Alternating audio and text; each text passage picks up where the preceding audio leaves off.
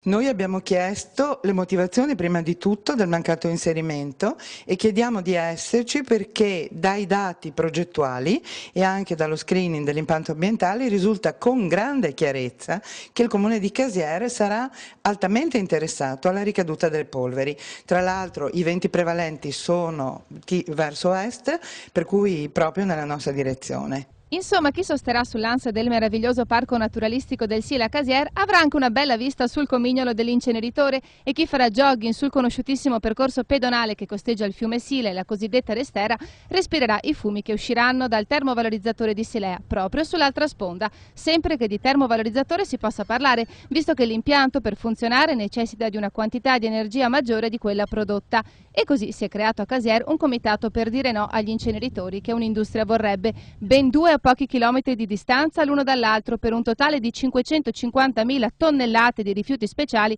che verrebbero bruciati a fronte di un'esigenza provinciale di sole 50.000 tonnellate. Per chi ha presentato il progetto non ci sarebbero ripercussioni sulla salute dei cittadini e l'esempio cade di continuo sull'inceneritore di Brescia, anche se il paragone risulta improprio visto che in quello lombardo si bruciano solo rifiuti urbani. Qui noi parliamo di due impianti per i rifiuti industriali,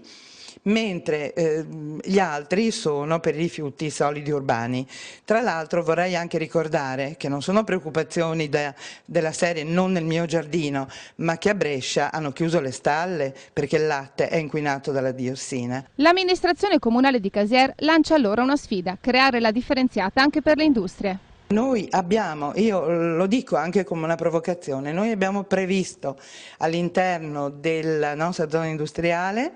nell'ambito delle